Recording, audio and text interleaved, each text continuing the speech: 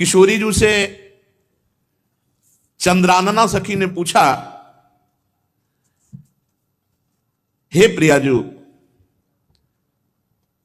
हे राधे, परम सौभाग्यदायक महान पुण्यजनक श्री कृष्ण की प्राप्ति कैसे होती है? प्रियाजू से पूछा। प्रियाजू ने कहा, बहुत जल्दी श्री कृष्ण की प्राप्ति कराने में समर्थ है श्री तुलसी महारानी जी। प्रियाजू का वो बताया हुआ उपाय श्री वृंदा सखी, ये वृंदावन की अधिष्ठात्री देवी हैं। ये वृंदावन की पूरी व्यवस्था को देखती हैं। प्यारे जो के नित्य केली की व्यवस्था करती हैं और इनकी कृपा के बिना कोई वृंदावन में प्रवेश नहीं कर सकता। ये हमारी प्यारी जो की प्रिय सखी वृंदा सखी श्री तुलसी महारानी जी। चंद्रानना सखी ने कहा कि परम सौभाग्यदम राधे महापुण्यम वरप्रदम श्री कृष्णस्यापि लभ्यर्थम, तो उनका तुलसी सेवनम मतम, मेरे मत में यदि तुलसी जी की सेवा की जाए, तुलसी जी का यदि स्पर्श हो जाता है, तुलसी जी का नाम कीर्तन किया जाता है, तुलसी जी को प्रणाम किया जाता है, तुलसी जी का वृक्ष लगाया जाता है, तुलसी जी को जल अर्पित किया जाता है और तुलसी दल से नित्य भगवत सेवा की जाए, तो बहुत जल्दी श्री कृष्ण प्रसन्न हो जाते हैं।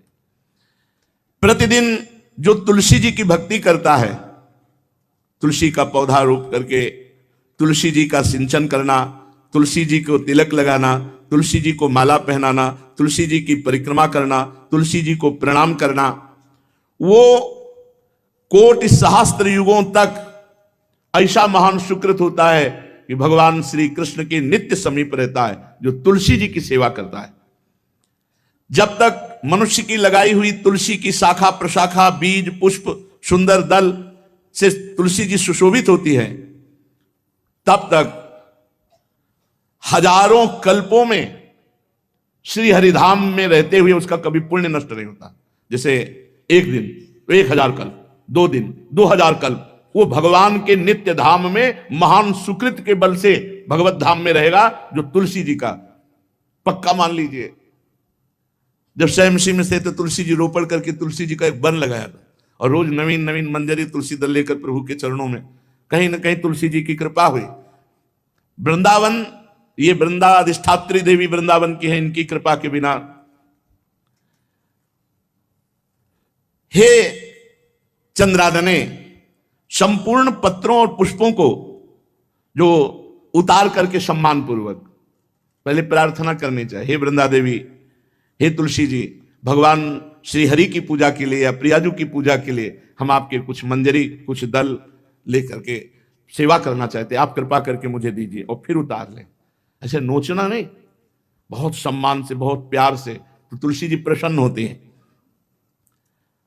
जो मनुष्य तुलसी दल से श्री हरि की पूजा करता है, कोई भी पाप उसका स्पर्श नहीं कर सकता। पूर्व में किया हुआ कोई भी पाप उसको दंड नहीं मिलेगा जो तुलसी जी की आराधना नित्य करता है। अब इतना जल भी ना चढ़ा दे, हमारे पुण्य हो जाए और तुलसी जी अंतर ध्यान। अनुकूल जल, जैसे मान लो गमले पे हैं तो इतना बड़ा तांबे का रोज उससे चढ़ा, अब भर के लोटा चढ़ा दोगे 2-4 दिन में अंतर ध्यान हो जाएंगे तुलसी जी। बहुत विवेक से जरूरत है, मतलब भारी पुण्य होगा। अब इतना बड़ा लोटा रोज जल चढ़ाओगे तो 2-4 दिन में पीली होके अंतर ध्यान हो जाएंगे। भाई इतना जल, अनुकूल जल चाहिए। एक तांबे का छोटा सा लिया, ऐसे रोज डालो, उसमें कोई फर्क नहीं, और गमला उठाकर धूप में विराजमान करो। सेवा का मतलब क्या है?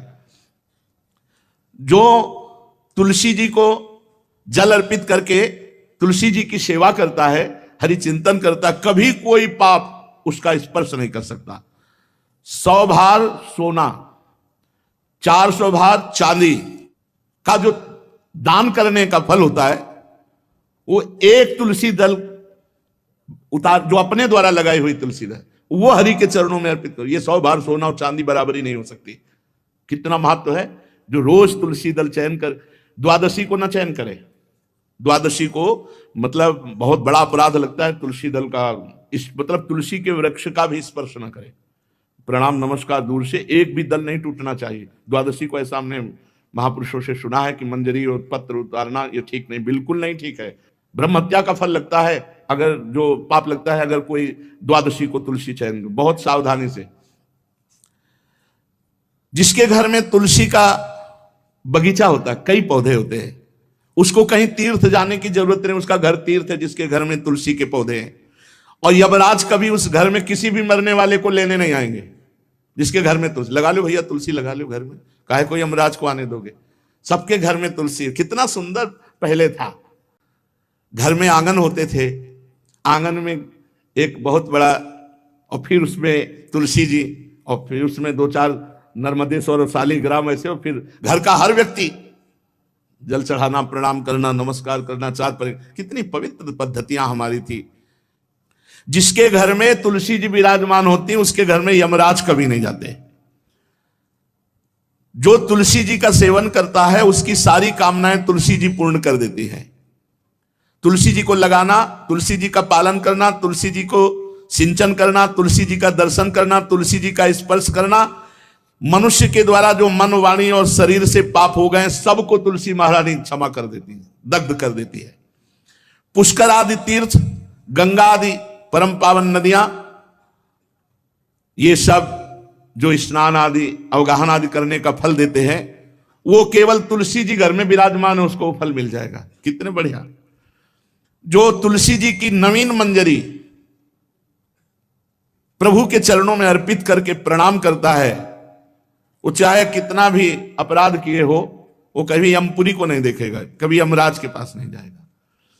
जो मनुष्य तुलसी काष्ठ का घिसा हुआ चंदन लगाता है, उसके सारे संचित भस्म हो जाते हैं, और क्रियमाण जो वर्तमान, वो कभी उसको बांध नहीं सकते। तुलसी जी का काष्ठ का घिसा हुआ चंदन। जिसके घर में तुलसी की छाया होती है, वहां पितरों को अपने आप कल्याण प्राप्त हो जाता है। जो श्राद्ध करने से लाभ मिलता है पितरों को, घर में तुलसी लगा के, जो तुलसी की छाया, बड़ा वृक्ष, पितरों को तृप्ति मिलती है। चतुर्भुज ब्रह्मा जी सारंग धनवा श्री हरि के महामहिम स्वरूप की अनुभूति करने के लिए भी कहा है कि तुलसी जी का महान महात्म्य है। अगर तुलसी जी का सेवन करे तो भगवान श्री हरि की महिमा को जान जाएगा। स्त्री हो या पुरुष, पुरुष नपुंसक नारीवा जीव चराचर कोय, सर्व भाव भज कपट तज मोहि परम प्रिय सोय। शरीर वर्दी है, हमारी पोशाक है, हम सब एक हैं, आत्मस्वरूप है, कुछ अलग नहीं है। शरीर केवल पांच भौतिक है तो सबका पांच भौतिक है, उसमें चिन्ह है स्त्री पुरुष के, बस। इसके लिए भगवान की आराधना निषेध थोड़ी है। जो स्त्री या पुरुष श्री तुलसी जी के काष्ठ के मन के बना के, जैसे छोटी कंठी या बड़ी माला धारण करता है, श्री कृष्ण उसके बस में हो जाते हैं। यह है तुलसी जी की महिमा। परम सुभाग श्री कृष्ण मिल जाते हैं, और कौन सी भी हमें उपलब्धि चाहिए। हे गोप नंदिनी, तुलसी जी का सेवन करने से श्री कृष्ण वश में हो जाते हैं। जो तुलसी की माला से नाम जप करता है, काउंटर वाली बात तो स्मृति के लिए भाई है, हम निषेध नहीं करते, नहीं बहुतों के भजन बंद हो जाएंगे, पर हम इतनी महिमा जरूर बता देते हैं कि तुलसी माला से जो नाम जप किया जाता है, उससे आध्यात्मिक सिद्धि बहुत जल्दी होती है। गुरुदेव भगवान कहते, जो अंगुलियों से रगड़ होती है मनका से, उसमें आध्यात्मिक ऊर्जा शक्ति तुलसी माला से। प्लास्टिक पर भाई करो, निषेध नहीं कह रहे, बंद हो जाएगा वो भी राधा राधा कहना, वो हमें बंद नहीं करना। हम कह रहे हैं तुम जैसे बने वैसे करो, लेकिन माला का बहुत बड़ा प्रभाव है। तुलसी परम पवित्र भगवान श्री हरि की प्रिया, और उनके काष्ठ को जब हम ऐसे ऐसे नाम के साथ, तो विशेष ऊर्जा शक्ति, आध्यात्मिक शक्ति हम में जागृत होती है। तो ये जो प्रभु सर्वत्र व्याप्त है, संपूर्ण प्राणियों में स्थित है, परंतु ये वही अनुभव कर सकता है जो उनका आश्रय लेकर भजन में लगा है। ये अध्यात्म खिलवाड़ नहीं भाई, ये अध्यात्म बाहरी चमत्कार नहीं है, बाहरी सुविधाओं का भोग अध्यात्म नहीं है। बाहरी सुविधाएं पुण्य के भाव से मिलती हैं।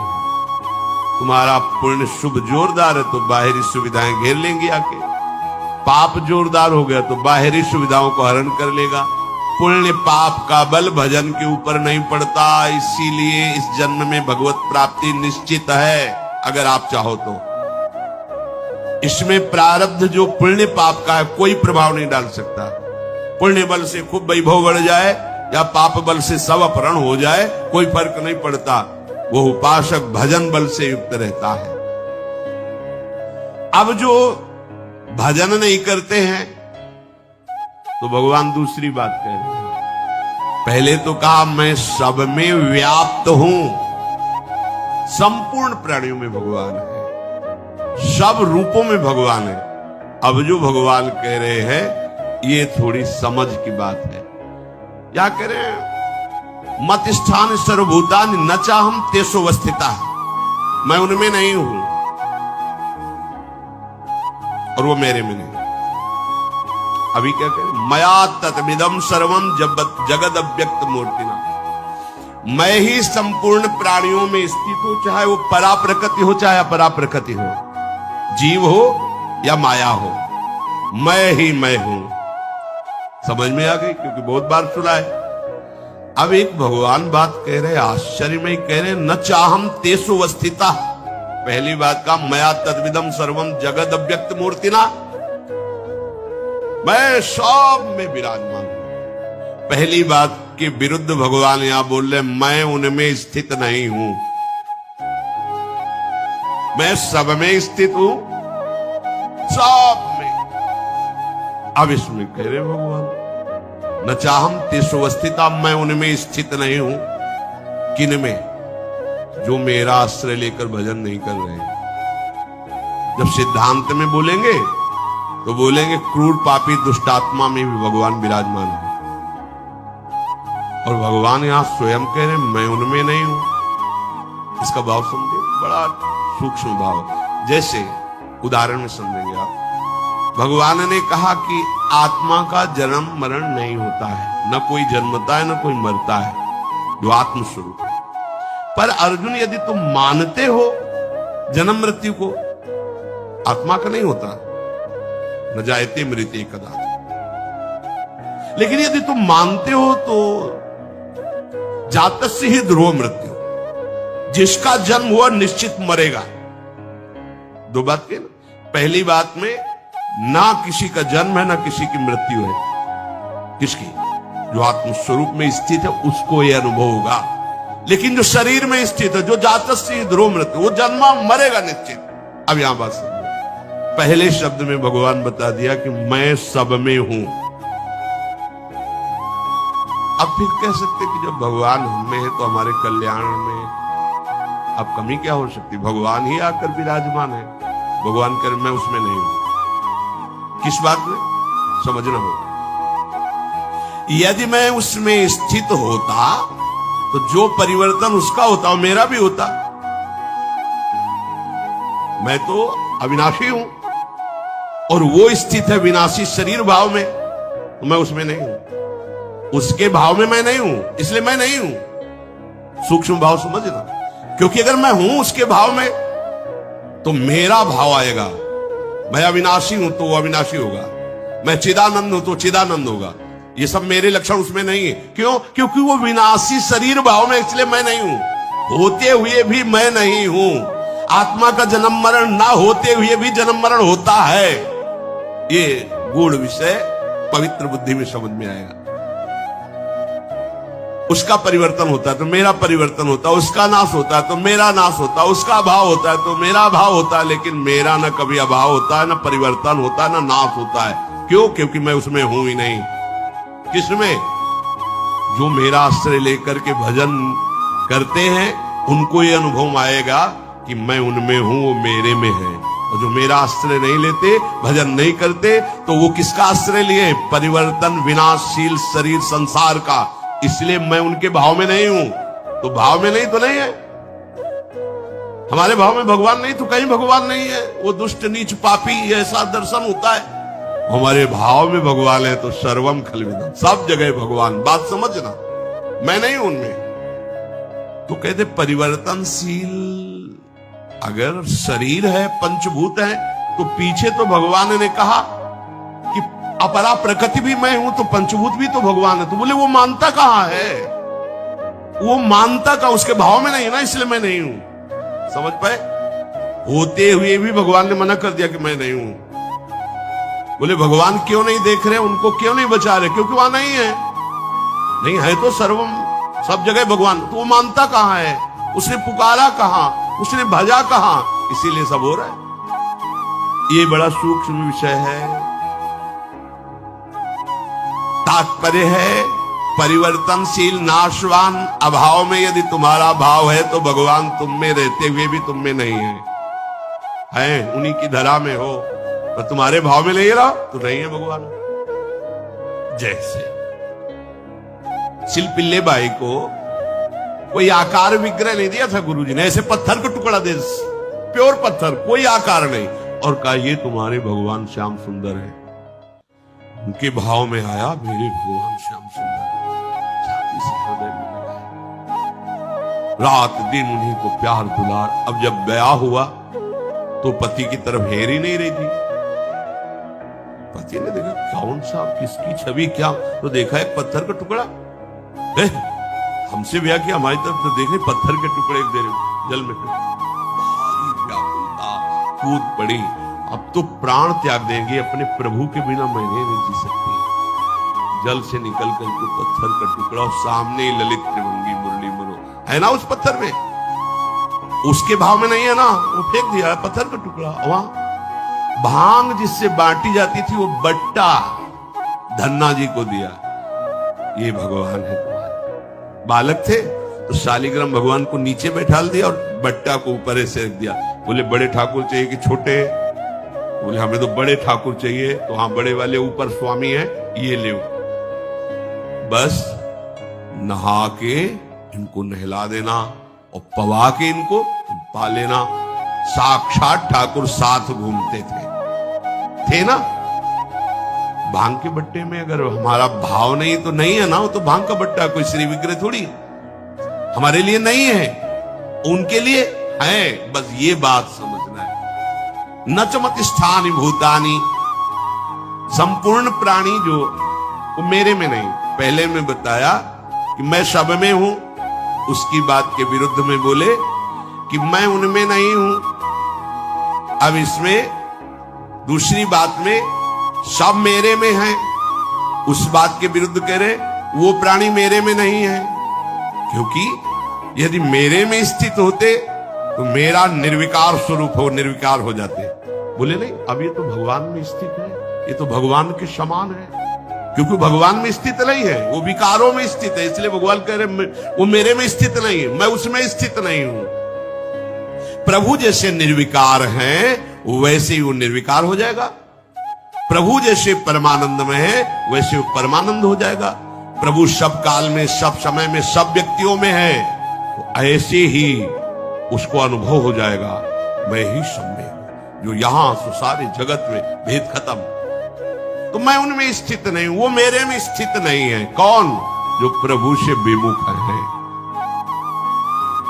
प्रभु हैं सब में, पर जिनके अंदर प्रभु का भाव नहीं है तो प्रभु वहां विराजमान होकर भी कहते मैं वहां नहीं हूं। जैसे दुर्वासा जी को कहा कि जो केवल मेरी अनन्यता में है, मेरे भजन में है, वो केवल मुझे जानते हैं, तो मैं केवल उन्हीं को जानता हूं। देख लो, सर्वज्ञ भगवान क्या कह रहे हैं? वो मुझे जानते हैं, मेरे अनन्य, तो मैं उनका अनन्य हूं, मैं केवल उन्हीं को जानता हूं। वो मेरे हृदय है, मैं उनका हृदय हूं। साधु हृदय मई। क्या भगवान सबके हृदय नहीं है क्या? फिर क्यों कह रहे साधु हृदय मई हो? उन्होंने अपना हृदय दे दिया तो मेरा हृदय ही उनके हृदय में स्फुरित हो गया। आपने हृदय संसार को दिया तो भगवान हृदयेश्वर हृदय में रहते हुए कह रहे मैं तुम्हारे हृदय में नहीं हूं, चिंता मत करो, मनमानी जो करो अवश्य में भोक्तव्यम कृतम कर्म शुभाशुभम। वो आपने हृदय विहारी भगवान को पहचान कर अपना हृदय उनके हवाले कर दिया तो कह रहे चिंता मत करो, हम तो हम सर्वपापेभ्यो मोक्षयिष्यामि मा शुचा। तुमने माना कि मैं हूं तो आप निश्चिंत हो जाओ। तुमने माना कि यहां भगवान नहीं है तो मैं नहीं हूं, हम आंख मुंदे हैं, नहीं है, मान लो नहीं है, तो भोग रहे, जन्म मरण को प्राप्त हो रहे हैं। श्री भगवान कह रहे मैं उनमें स्थित नहीं हूं, मेरे में स्थित नहीं है। बोले अब इनकी भगवान में स्थिति है। वस्तुतः संपूर्ण प्राणियों का उत्पन्न होना, संपूर्ण प्राणियों का पालन होना, संपूर्ण प्राणियों का सृजन होना और संपूर्ण प्राणियों के रूप में होना, ये केवल भगवान ही है। प्राणियों का भरण पोषण धारण स्थिति मैं ही हूं, पर जो मेरा भजन नहीं करते, मेरा आश्रय नहीं लेते, मैं उनके भाव में नहीं हूं ना, तो नहीं हूं। जाकी रही भावना जैसी, वो मेरे में स्थित नहीं है, इसलिए मैं उनमें स्थित नहीं हूं। जो मेरे भाव में है, मैं उनको रोम रोम में अनुभव कराता हूं कि प्रभु विराजमान, कण कण में अनुभव कराता हूं प्रभु विराजमान। इसलिए इस भाव को हम हृदय से स्वीकार करें, हम कभी अकेले नहीं हैं, हमारे साथ प्रभु है। किसी भी समय में ऐसा वो समय नहीं जहां प्रभु ना हो, तो इस समय भी प्रभु हमारे हैं। इस समय यही है, सब में है, हम में भी है, सब जगह यहां भी है, सब समय में इस समय भी है, सबके हैं, वो हमारे भी हैं। ये भाव के बिना भक्ति पूर्ण नहीं होती। कभी आप अपने को अकेला मत समझिए, आपके प्रभु आपके साथ हैं। ये तभी समझ सकते हो जब मुख में नाम चलेगा। मुख में हो राम नाम, राम तेरे हाथ में, बंदे तू अकेला नहीं, राम तेरे साथ। ये कब अनुभव हुआ? जब मुख में राधा वल्लभ लाल को हृदय ध्यान मुख नाम। फिर बोलो अब किसकी जरूरत पड़ेगी? जब आपको लगेगा प्रभु मेरे साथ है, प्रभु मेरे हाथ में है। हाथ का मतलब होता है जैसा मैं चाहूंगा वैसा मेरे प्रभु करेंगे। ये आगे की स्थिति में होता है जैसा मैं चाहूंगा। पहले तो तुम्हें जोई जोई प्यारो करे सोई मोई भावे, ऐसी स्थिति बनानी होगी। फिर भावे मोई जोई सोई सोई करें प्यारे, ऐसी स्थिति अपने आप प्राप्त हो जाएगी। प्रभु का आश्रय लेकर निरंतर भजन, एक एक सेकंड, एक एक श्वास तुम्हारी बहुत कीमती है प्यारे। मानो 50 वर्ष तुमने धन कमाया, अब आपकी आखिरी श्वास है, तो 50 वर्ष के व्यतीत किए हुए समय में जो धन मिला, उस धन से तुम एक सेकंड भी नहीं खरीद सकते हो। 50 वर्ष की कमाई हुई संपत्ति से तुम एक श्वास भी नहीं बढ़ा सकते हो। सोचो तुम्हारी श्वासें कितनी कीमती है। इन श्वासों की सार्थकता है राधा राधा राधा। लाडली जी के चरणों का आश्रय लेकर नाम जप कीजिए, निहाल हो जाओगे, आनंद समुद्र में डूब जाओगे, दुख का निशान भी नहीं रहेगा, कोई शोक कोई भय तुम्हें स्पर्श नहीं कर पाएगा। बड़ा आश्चर्य है, यहां बाहर कुछ नहीं सुधारना, साधना से अपनी दृष्टि सुधारनी। दृष्टि सुधर गई तो किसी सूझ वाली आंख ने पहचान की, कण कण में झांकी भगवान की। ललित त्रिभंगी मुरली मनोहर अपने आराध्य देव को सर्वत्र देखता है। जड़ चैतन्य कछु नहीं दीखत, जित दीखत तित श्याम खड़े। समझो, श्री नरहरदास जी बड़े महापुरुष हुए, वो कह रहे जड़ चैतन्य कछु नहीं दीखत। हमें तो जड़ चैतन्य दिखाई दे रहा है, गुण दोष दिखाई दे रहा है। ये हम अभी मोहांधकारमयी दृष्टि से युक्त है, अभी ज्ञान का प्रकाश नहीं हुआ। भगवत भक्ति से जब ज्ञान का प्रकाश होता है, उसे दिखाई देता मेरा प्रभु ही वास्तविक प्रभु ही था, प्रभु ही है, प्रभु ही रहेगा। पर प्रभु कह रहे हैं कि हे परम तप अर्जुन, जो मेरे इस धर्म की महिमा पर, मेरी इस बात पर श्रद्धा नहीं रखते, वो कभी मुझे प्राप्त नहीं कर पाते। वो मृत्यु रूपी संसार चक्र में बार बार जन्मते मरते रहते हैं।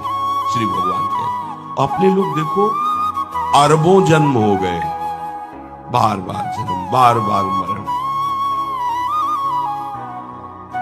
संसार धर्मई विमुहि माना।